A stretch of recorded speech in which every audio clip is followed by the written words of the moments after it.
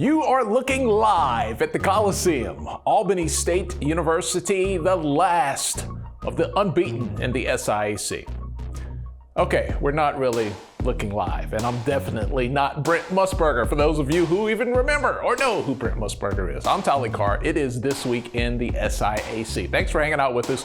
We have 2 weeks left in the regular season before it's championship time in football. Where did the season go? It was just like summer, like yesterday. All right, so I've officially called the SIAC office. I can tell you with confirmation, there are 8 teams still alive for those 2 spots in the November 13th championship game. All right, so let's set the table. Albany State still isn't a lock. Morehouse is still alive. Fort Valley, Savannah State could still make it in. Out west, we got Tuskegee, Miles, Lane, Kentucky State, all alive. How do we get here? Let's find out. We'll start from the back and go to the front. Highlights brought to you by Academy Sports and Outdoors. Last weekend, Lane College coming to rain on the Tuskegee homecoming. Michael Huntley here, quarterback for the Dragons. He throws a pretty ball. Lane scores first, 15-yard touchdown to Micah Grigsby. Later in the first quarter, Tuskegee responds in spectacular fashion. Oh, look at Mr. Keenan, an 80-yard blocked field goal to return for a touchdown. A 7-all game at halftime, but in the third quarter, it was Big Bad Ike Brown. No relation to Leroy Brown. Get on the bus with Ike. 42 yards for the score. Tuskegee responds, bringing in the short pass here from Lewis Williams, but Ike Brown put Lane up for good with a 2-yard touchdown. Tuskegee would manage a 51-yard field goal. Impressive, but not enough. Lane wins 21-17. All right, over in the East, the game we talked about and talked about and talked about. And yes, I hyped it up a lot. Well, it didn't quite pan out. Savannah State at Albany State. Our Vaughn Wilson was there.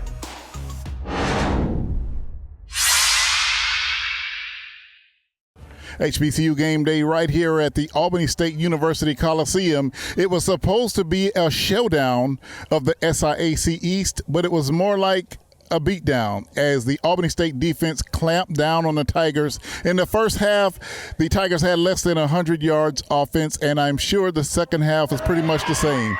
A great day for the Albany State defense, and on the offensive side, Deontay Banu found his receivers wide open down the field and made short order of the Savannah State Tigers. It really was not much of a game. The score is actually closer than it felt like out here.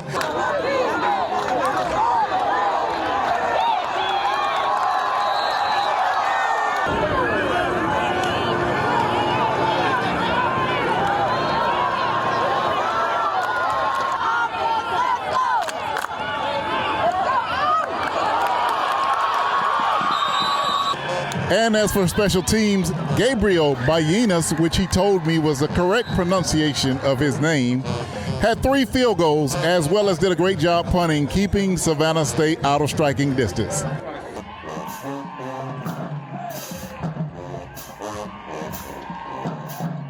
Well, we just came out of the gates roaring, you know what I'm saying? They almost tore the doggone door off the dang locker room. So I'm just happy they finally blew the whistle and let us get after it. Well, I think defensively, we just really stuffed them out all game long. It's amazing how motivated you can be when you get the donuts every week for the donut, 5 weeks, Vaughn, we've been eating donuts on Monday. I need a donation from Krispy Kreme or something.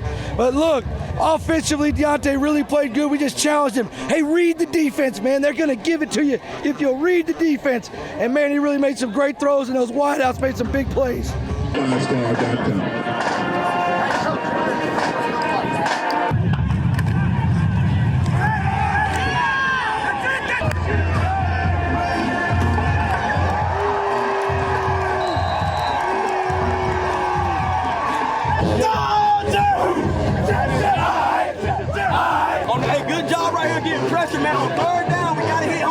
That was huge in the first half, just to get points every drive and get him going. We know he's a weapon. He just hadn't had that many opportunities. And that kickoff coverage team was like running down the field with their dreads on fire. So it was just really, a combination of, hey, let's score and let's go knock them back inside the 15. Well, we're trying to play 18 to 20 guys over there just to keep them fresh, rotating. Guys don't get tired, and man, they love playing for each other. We had Antonio Leroy, our middle linebacker, go down with a big injury. And you know what? You got one of two choices. You either feel bad for yourself or you play inspired. And our guys really played inspired. They answered the call at every turn today.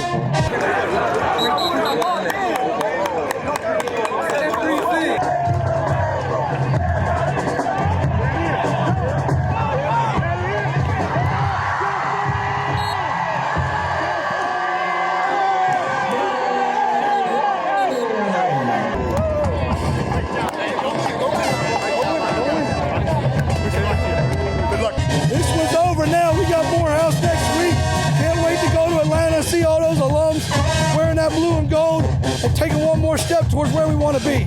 Up next for the Golden Rams, they travel to Atlanta to take on the Morehouse Tigers in their trek to win the SIAC championship. All right, the rest of the scores from Week 8. Miles over Kentucky State. Allen falls to Erskine. Edward Waters big over Central State. Fort Valley drops the hammer on Clark Atlanta. And Morehouse, the Maroon Tigers are awake. They are alive and kicking. 20-5 winners over Benedict. Players of the week in the SIAC. Claude Newell III from Miles, your offensive player of the week. Mackenzie Howard from Lane, defensive player of the week. Gabriel Balinas, special teamer of the week, and ASU in the house there, and Ike Brown from Lane. Get on the bus with your newcomer of the week.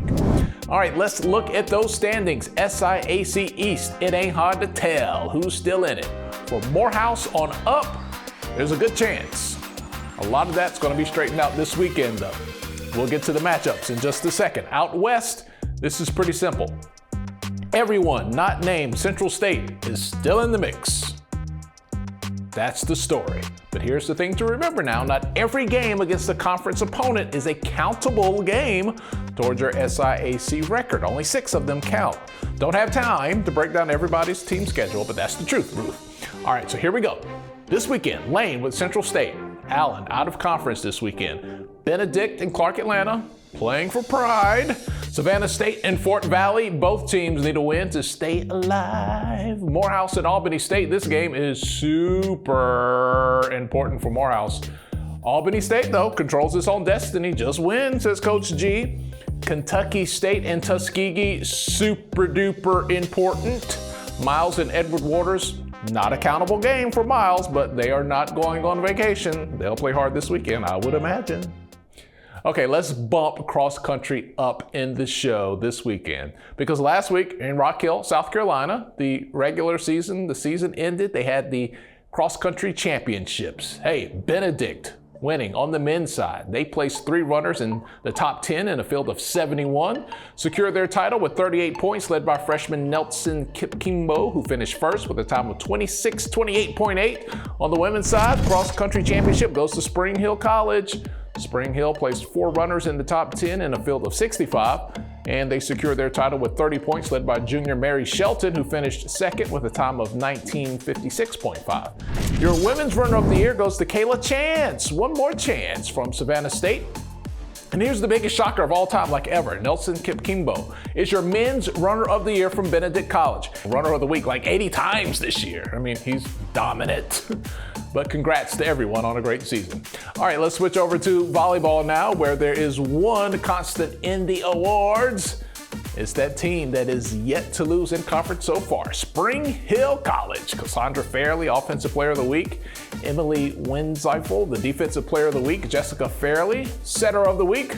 All from Spring Hill. Central State getting some love. Jasmine Walker, your Newcomer of the Week. All right, those standings. Volleyball in the East. The conversation starts with Albany State. They are 9-2. Benedict and Clark Atlanta above 500. As we look at the top side of those standings, you know, Dre and Tupac said the West Side is the best side. Well, they might have been talking about SIAC volleyball in the year 2021. Spring Hill, the monsters of the Midway on top. Kentucky State, beast mode for them. And Central State, killing the game as well. Really heavy up top on the West Side. What a show What a season for cross country. Volleyball on fire, and the next 2 weeks of football. Ooh, buckle up, man. It's going to be good. We have the SIAC Football Championship coming up on November 13th. Who's going to be in it? 8 teams are still in the mix. Man, we're going to have to figure that out this weekend. It's going to be a great show. I'm already looking to next week in the SIAC. All right, get out, support, watch, and enjoy whatever you can do with SIAC athletics this weekend. I'm Tolly Carr from Atlanta.